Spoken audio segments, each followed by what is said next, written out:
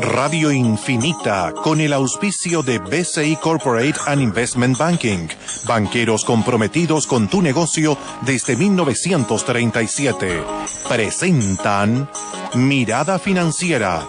La periodista Paulina Yarur analiza los principales hechos que mueven a los mercados financieros de Chile y el mundo. ¿Cómo están? Bienvenidos. Comienza esta hora Mirada Financiera aquí en Radio Infinita.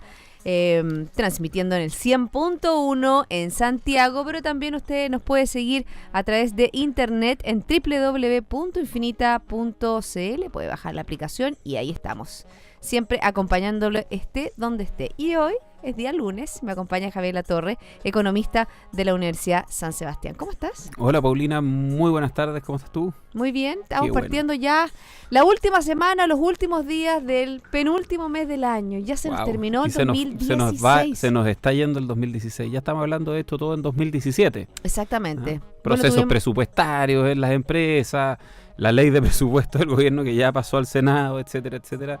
Finalmente todo proyectado para el próximo año. Bueno, y ahí vemos también, estaba viendo los comerciales, cómo ya empiezan, ¿no es cierto? Ahí estábamos viendo todo lo que es la decoración de Navidad y todo lo que pasa a esta altura del año. Pero todavía es momento de análisis. Ha sido un año bastante con hartas novedades, para no decir ni acontecido. Y la verdad que sigue siendo acontecido. Terminó una semana en que a nivel local tuvimos el resultado del PIB del tercer trimestre de Chile, un 1,6%. Se está hablando en el año un 1,8%. Te voy a preguntar un poco de esto del próximo IMASEC. También una semana en que se terminó el día de ayer con esta cumbre de la PEC, donde los líderes mundiales llaman a una apertura del mundo, a que continúe la apertura del mundo y no lleguen estos proteccionismos. El principal luz de alerta que nos trae la llegada de el presidente nuevo en Estados Unidos, Donald Trump. Pero vamos a las cifras, vámonos a las bolsas, a ver cómo ha estado en el día de hoy. La verdad que una jornada positiva. Hay 12 líneas negativas, que el FTSE 100 de Londres, que descendió en un 0,07, y el IBEX 35 de España, todo esto en Europa, un 0,06. Pero todas las plazas en positivo. Pero bastante planito. O sea, tú dices una caída, pero fue una caída del 0,06, o sea, prácticamente no llega ni al 0,1. Casi plano. Y partimos general, con los Asia. mercados están bastante tranquilos hoy, es un día de Hubo poca un repunte noticia. en el día el cobre tuvo un repunte importante, pero los mercados más bien planos, digamos. Sí. Nos vamos a Asia. El Nikkei avanzó un 0,77, el Hang Seng 0,06, Shanghai 0,69. En Europa ya habíamos dicho los dos que habían bajado, pero está el CAC 40 de París un 0,54% y el DAX alemán un 0,07. En Estados Unidos el Dow Jones crece un 0,26, Standard & Poor's 0,5, Nasdaq 0,58 y el IPSA en Santiago está subiendo hasta ahora un 0,81 y el ISPA también aumenta un 0,69. Incluso en el día de hoy fue un día complicado. Un 0,8, Paulina.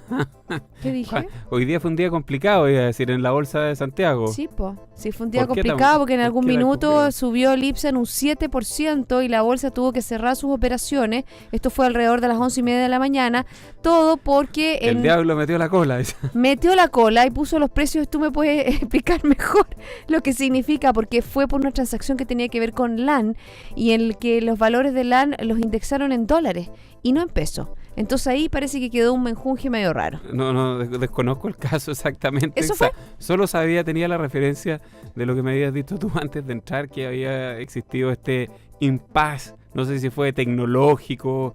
Tiene que haber sido tecnológico, que obviamente. obligó a tener que hacer un cierre de operaciones no sé por cuánto tiempo tampoco. O sea, no es una noticia que hoy día que en este minuto esté figurando en los principales... Divertido, porque aquí el titular de cuando consigna la noticia del diario financiero dice: el IPSA se disparó 7%. No, señores, fue todo un error.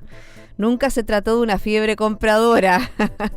Pero ¿cuánto rato estuvo eso? Porque esa parte es importante, el tiempo que finalmente las operaciones estuvieron detenidas como consecuencia de este...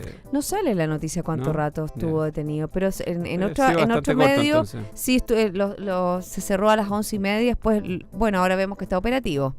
Según explicaron desde la Bolsa de Comercio de Santiago, los índices IPSA, Inter 10, IGPA Industrial y IGPA MIT presentaron valores erróneos, ya que el cálculo automático que se realiza al inicio de cada día y que incorpora las variaciones de capital de las acciones componentes de los índices se incorporó erróneamente en dicho cálculo. Ahí está la cola del diablo, como dices tú.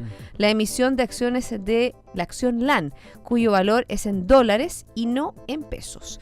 Para resolver esta situación, la bolsa debió suspender la negociación de las acciones por un lapso de 6 minutos. Tampoco fue tanto. Es que por eso, es que cuando eso se es volvió a la importante, normalidad, no el IPSA apenas subía un 0,2%. Es que está bien, porque en el fondo ahí se entiende, o sea, es un cálculo más bien que tiene, a ver, esto tiene ciertas consecuencias, o sea, se alcanzaron a hacer operaciones con un precio distinto y eso tiene una implicancia, versus finalmente que simplemente fue un cálculo en la valorización del IPSA a propósito de la ponderación que tiene LAN dentro de, y eso es lo que genera la modificación. Siendo ¿Alguien se habrá hecho alguna pasadita interesante? No, es que hacia allá apuntaba un error de las características como está, con el tiempo que duró. No permite que alguien haya esto, porque simplemente es un error en la fórmula de cálculo para determinar el alza que tiene el índice selectivo de acciones IPSA de la Bolsa de Comercio. Por lo tanto, por eso te preguntaba cuánto rato habrá sido el ahí está stop, el dato, etcétera, y la verdad que no debiera haber alcanzado a generar por ningún lado. Bueno, el cobre... Así que no pasa de ser un chascarro. Un chascarro. El cobre partió la semana en $2.51 en la Bolsa de Metales de Londres, y esto es un avance con respecto al cierre del viernes de 1,6%. ¿Y qué pasó con el dólar? Bajó en el día de esta mañana, de hoy, 4,3 pesos. 674,2 comprador y 674,5 vendedor. Coincide, por supuesto, ¿no es cierto?, con el alza del cobre. Fíjate que estaba leyendo análisis internacionales y a nivel mundial con respecto al yen y con respecto al euro. La verdad que la valorización del dólar ha aumentado mucho. Bueno, lo comentábamos nosotros la semana pasada que el dólar ha tenido un rally un poco alcista después de haber experimentado un periodo de una baja importante, no sé si importante, pero considerable. Yo diría a estas alturas ya con un poco más de distancia en el tiempo de ocurrido este fenómeno, y no solo esto situarlo en el marco de las elecciones de Trump, que yo creo que es lo que de alguna manera los auditores ya están un poco cansados de escuchar que esa es la causa. Eso ha generado una serie de otras consecuencias, algunas de ellas bastante importantes, que han afectado los tipos de interés. Las tasas de interés de mediano y largo plazo en Estados Unidos comenzaron a tener un alza. Esa alza provoca automáticamente, por defecto en los países emergentes y en estas otras monedas, que la tasa de interés en nuestro país, por ejemplo, en términos relativos disminuye, a pesar de que esté constante.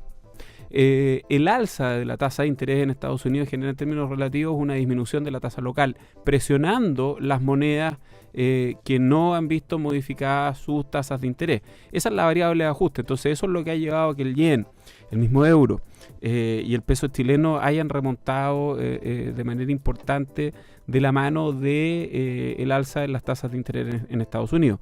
Al punto en que ya empezaron las primeras, no sé si víctimas es la palabra, pero los primeros coletazos de algunos países que se han visto, y bancos centrales que se han visto obligados a tener que tomar medidas a propósito México, de este fenómeno que se ha desencadenado con posterioridad a las elecciones en Estados Unidos. Uno de ellos es México, efectivamente, que lo comentamos nosotros inmediatamente posterior a las elecciones, la devaluación que tuvo su moneda con una...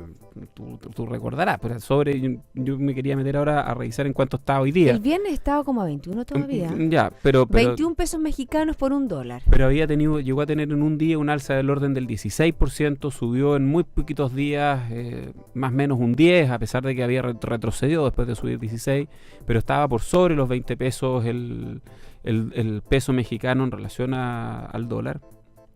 Y la verdad que esa devaluación, el Banco Central mexicano salió a frenarla porque tiene, al igual que en Chile, una serie de efectos no deseados a nivel de precios, y también esa devaluación da cuenta de una salida importante de capitales.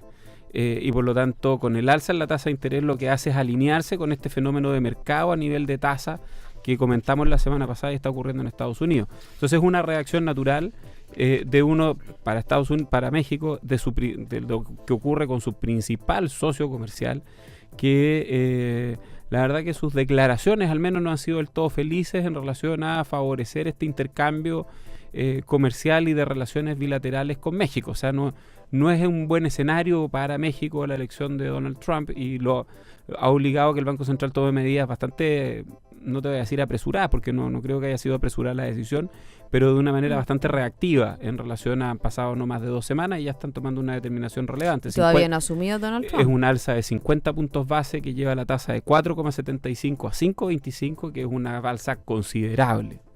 Y esa es la idea de poner mayor restricciones para que no se produzca tanto vaivén y tanto salto en su moneda. Esa es la esencia. O sea, contener la devaluación que el mercado está llevando, contener la salida de capitales. El efecto de todo eso no es neutro por ningún motivo. O sea, eso va a tener efecto a nivel de financiamiento de empresas, frena a proyectos de desarrollo e inversión. O sea, es una medida bien complicada que, como te digo, no conozco las finanzas mexicanas a fondo, pero me imagino que para tomar esa decisión el Banco Central debe haber visto ahí un movimiento importante de capitales que está queriendo contener por esta Fíjate por que esta también medida. le pega a empresas chilenas, porque te acuerdas que Liverpool, la mexicana, estaban en negociaciones para adquirir Ripley, y obviamente yo estuve leyendo la semana pasada que ya esos pasos se complican un poco por lo que pasa, por esta devaluación que tiene el peso mexicano y los aportes que tendrían que hacer los mexicanos con respecto a Ripley. Fíjate que hay otro análisis bien interesante que lo hace nuestro amigo Axel Christensen de BlackRock, y habla sobre las salidas de los de capitales de los países emergentes. Se habla de 10.000 millones de dólares saliendo de los países emergentes. Lo hablábamos antes del programa. Javier, tú me dijiste, yo creo que la mayoría de eso tiene que ser de México. O sea, de los 10.000 te doy no garantía, pero deben ser por lo menos el 50%, si es que no un poco más, de México. México es la segunda economía latinoamericana después de Brasil. Es una economía grande. México no es una economía pequeña. México es una economía que tiene un PIB nominal de 1.300.000 millones de dólares. O sea, es más o menos 5 veces la economía, entre 4 y 5 veces la economía chilena. Todavía tiene un porcentaje de pobreza importante. Tiene una población de 122 millones.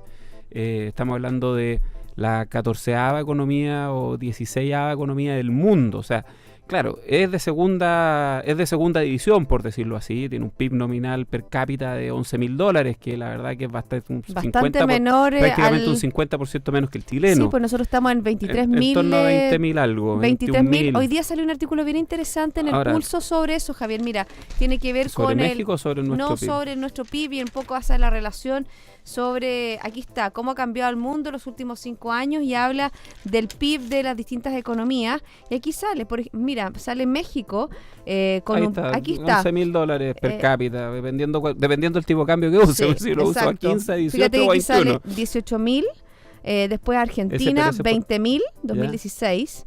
Como dice, Chile se mantiene como líder de la región en PIB per cápita, y Chile 23.969. Después viene Brasil con 15.200, Colombia 14.000. Pero ojo, que eso está ajustado por paridad de poder de compra, PPP. Lo estoy viendo aquí un poquito, lo estoy viendo al revés en el diario, pero PIB está per cápita, PPP. Sí, PPP, pero eso es ajustado por paridad por poder de compra, porque de alguna manera, o sea, por eso yo te decía, PIB nominal 11.000, PIB ajustado por paridad de poder de compra, claro, debe andar del orden de los 16, 17.000, 18.000, porque las cosas en México objetivamente son harto más baratas que lo que son acá, y eso eleva un poco, por eso.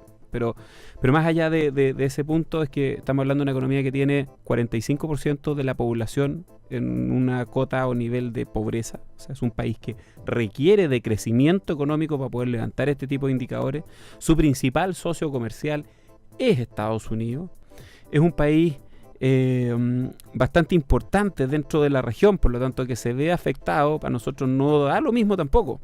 Cuando el flujo de capitales, volviendo al punto que estábamos tocando antes, se empiezan a producir retiradas de capitales de países emergentes, entramos en la bolsa y en eso nos vamos nosotros, pero por seguro. ¿Te fijas? O sea, estamos en la bolsa de países emergentes y ahí lo que pasa en Brasil, primeramente como Sudamérica, y en México a nivel de Latinoamérica emergente, es un mercado que naturalmente, para efectos de los grandes inversionistas, le hace compañías de seguros, fondos de inversión, etcétera, entramos automáticamente en la ponderación y nos va a caer también el flujo de capital y eso nos va a afectar desde el punto de vista de los movimientos de moneda. Así es que son, como te digo, los primeros coletazos ya bastante más decantados de las elecciones en Estados Unidos, que obviamente no van a dejar de tener elementos. También la semana pasada hubo declaraciones de Janet Yellen en relación a Trump. Sí, de todas maneras, hoy día también ha habló el nutrido. vicepresidente del Banco Central Europeo, hablando sobre los cuidados que hay que tener con respecto a al no comercio o al proteccionismo que quiere instaurar Donald Trump cuando dice America First, es decir, América primero, en el todo sentido de la palabra, o sea, privilegiando primero lo que está pasando adentro de Estados Unidos que la interrelación con el resto del mundo. Esas declaraciones, fíjate que no quiero decir que tengan algo positivo, pero sí van a motivar una reacción que todavía uno como que no tiene necesariamente puesto en el análisis. Y resulta que pasa con China. Así como México ya tiene que tomar y reaccionar, y vemos al Banco Central subiendo el tipo de interés en 50 puntos base, China también no es un inocuo en la economía del mundo, y es su principal socio comercial, Estados Unidos, y la Comunidad Económica Europea, o la Unión Europea. Entonces, si Estados Unidos ya ha manifestado el colocar ciertas restricciones al comercio y ha calificado, ha emitido juicio el nuevo presidente electo sobre los productos chinos, no sería de extrañar para nada, y yo creo que ahí uno puede colocar ciertas apuestas, que de alguna manera China busque impulsar su economía por la vía de fomentar exportaciones hacia otros mercados.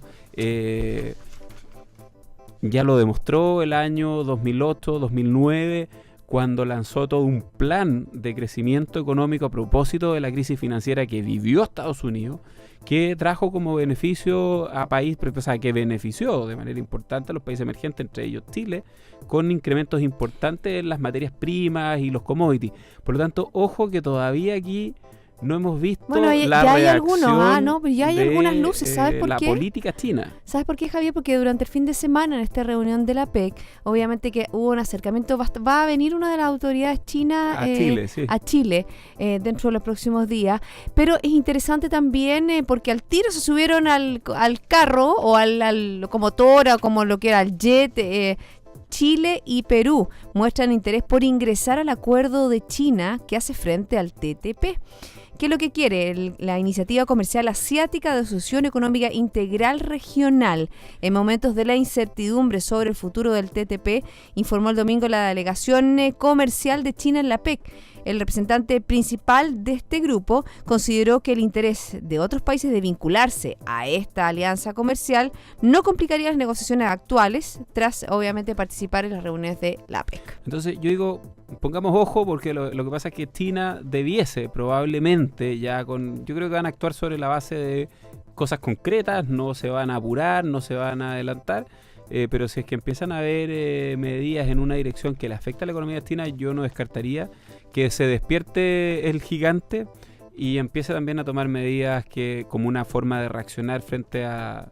O sea, que haga una alteración de su plan en este soft landing que tiene China. Eso es un elemento que uno no debería perder de vista porque tiene implicancias no menores en los movimientos de capital, en las bolsas emergentes sobre todo, y en las valorizaciones de los commodities. Y eso sí que nos toca a nosotros como país. Y exactamente. Hacemos una pausa a ver si se despierta el gigante asiático, ese dragón tan significativo de la cultura china. Vamos, hacemos una pausa. En BCI Asset Management, nuestra precisión y agilidad nos convierten en un experto. Por eso nos enorgullece haber recibido 5 primeros lugares a la mejor rentabilidad ajustada por riesgo, los premios Salmón APB 2016. Ya volvemos.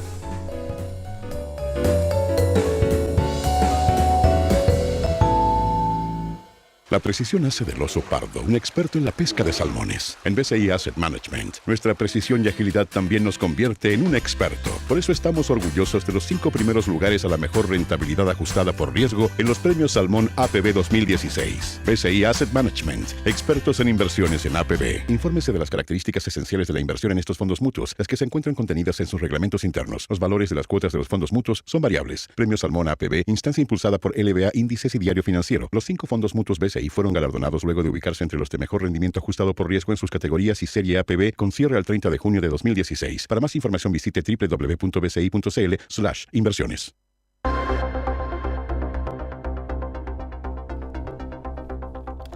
Estamos de vuelta, seguimos aquí en Radio Infinita, en Mirada Financiera, conversando con Javier Latorre, economista de la Universidad San Sebastián. Volvamos a Chile, Javier.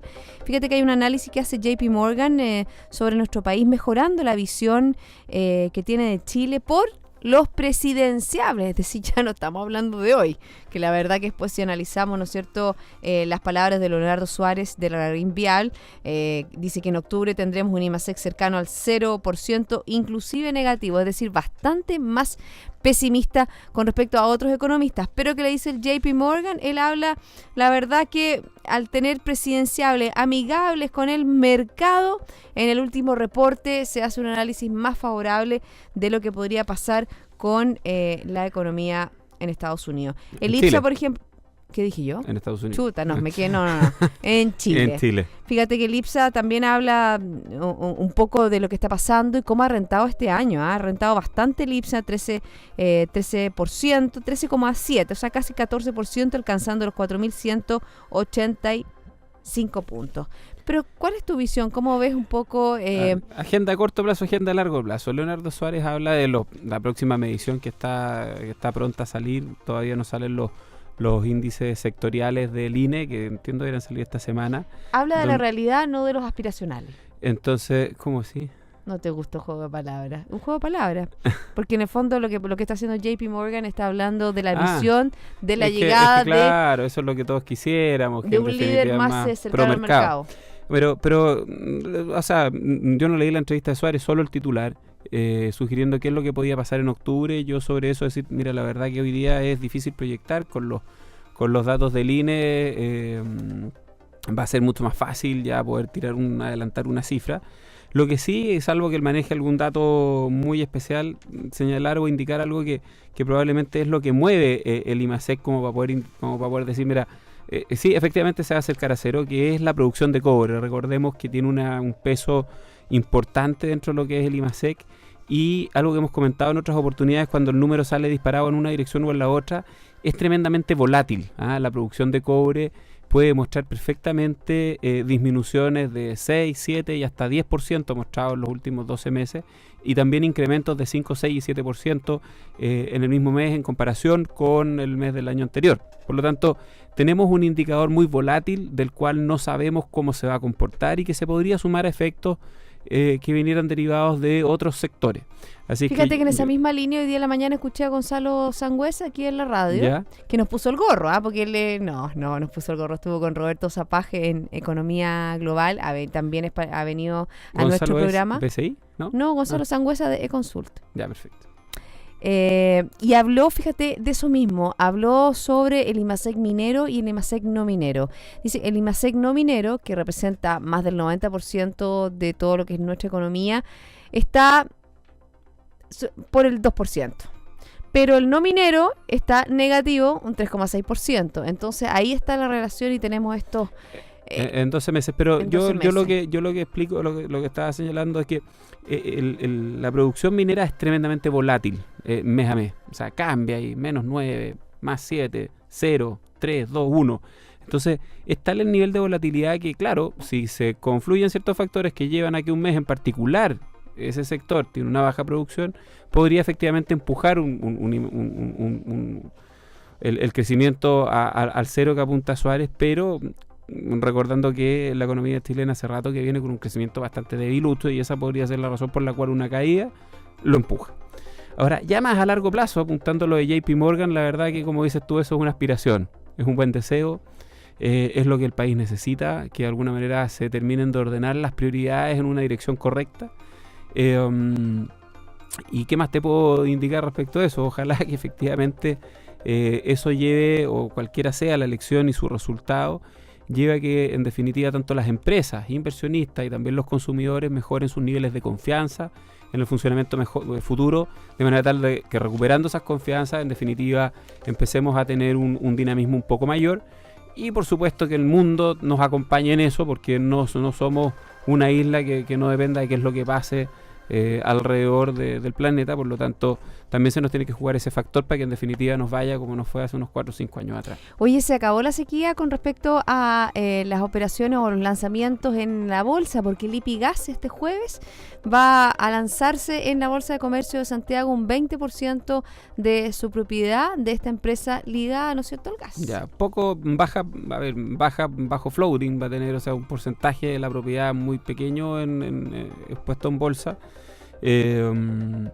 No conozco los detalles de la operación como para comentarlo, solo poder decirte eso, que encuentro que es bajo. Creo que puede ser una colocación, o sea, no creo que sea una colocación tan exitosa, no la veo así, porque no sé si ha faltado difusión, comunicación, etcétera, pero debe ser de montos pequeños también. No sé si tú tienes la referencia de cuánto representa ese 20%, no creo que sea más de 100 o 120 millones de dólares, debe ser un orden de magnitud de ese. Lipigas abre el libro, déjame mirar, porque para darte el dato preciso, me puedo equivocar y eso no.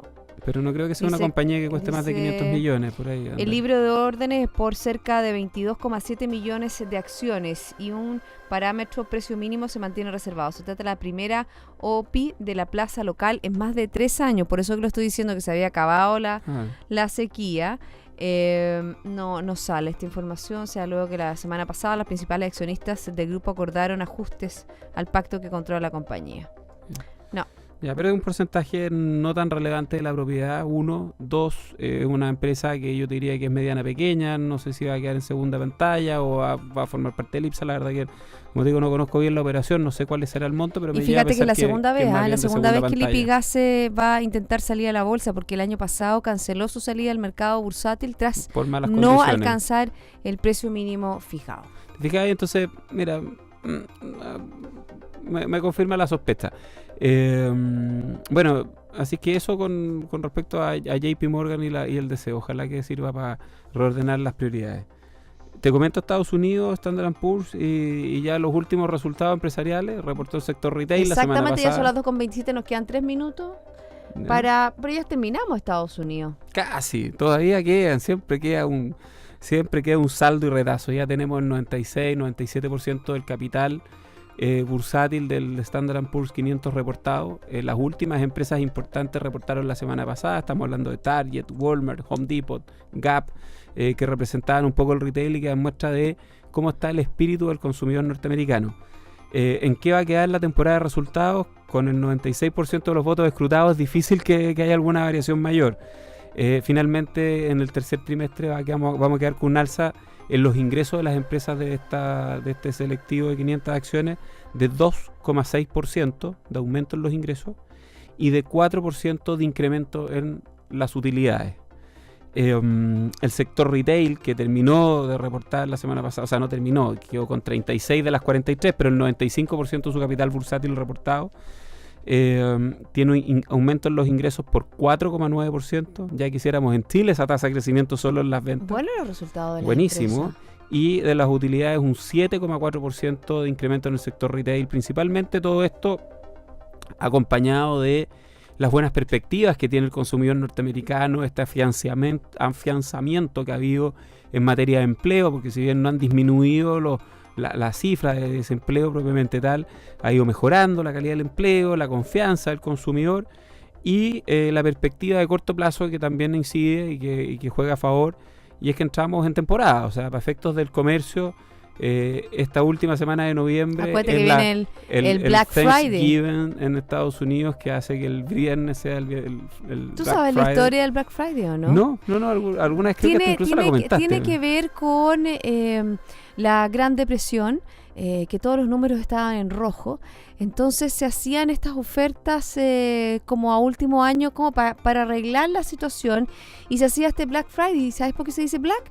Porque hacían tantos descuentos que lograban que se revirtieran las ventas y que cerraran en negro. En negro y no en rojo. Y no en rojo. Es la para efectos de entender un poco la cultura norteamericana, este es un gran feriado que se celebra en Estados Unidos, donde se mueve todo el mundo. O sea, es súper importante el Thanksgiving.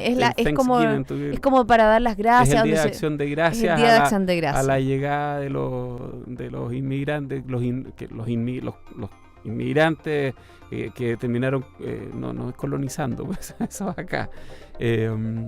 Agradecen no sé si el recibimiento, pero que les dieran algo de comer cuando aterrizan en el país del norte. Bueno, se celebra, es un fin de semana largo muy importante, y para el comercio vendría siendo la venta prenavideña.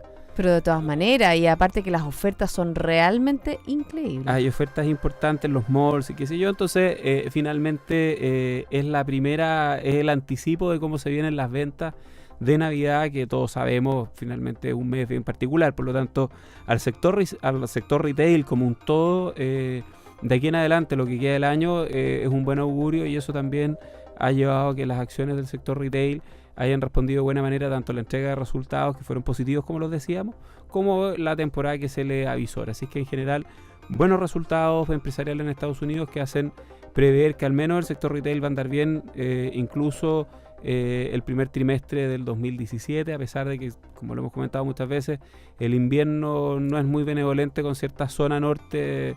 Sí, siempre empieza flojo el crecimiento de Estados Unidos. El primer trimestre, sí. Pero bueno, hay buenos augurios con la economía estadounidense. Vamos a ver qué pasa con la asunción del nuevo presidente, que ya va solo los primeros meses a la Casa Blanca. Y que se nos acerca, pero ya... Solo, su señora Melania, lo que pasa es que su hijo está estudiando. Tienen un hijo de 11 años y que quieren que termine el colegio. Acuérdate que Estados Unidos no termina como nosotros, sino que ellos terminan en junio, más o menos. Así que se da Donald Trump solito a vivir a la Casa Blanca, y la señora con el hijo más chico se quedan donde viven, en Nueva York, para que el hijo termine el colegio. El dato freak del día. En la Torre Trump. En la Torre Trump. Bueno, y también vamos a seguir, porque tenemos que seguir atentos a lo que pase con la Reserva Federal, su alza de tasas y los efectos que eso va a generar en los mercados bursátiles y en las monedas del y todos los exit que hay en Europa, porque ahora se habla del Fran exit, del Ital Brexit. Bueno, Italia está ahí, Italia, con una votación y Francia a puertas, también, sí. Con este revés que sufrió Nicolás Sarkozy en las elecciones de su partido. Así que para la casa de Nicolás Sarkozy hay otras figuras que están ganando terreno en el país galo. Gracias, Javier, por haberme acompañado el día de hoy. Y gracias a ti, Paulina. Muy buenas tardes a todos. Y a todos ustedes, sigan en compañía de Radio Infinita. Esto fue Mirada Financiera, con el auspicio de BCI Corporate and Investment Banking, banqueros comprometidos con tu negocio desde 1937.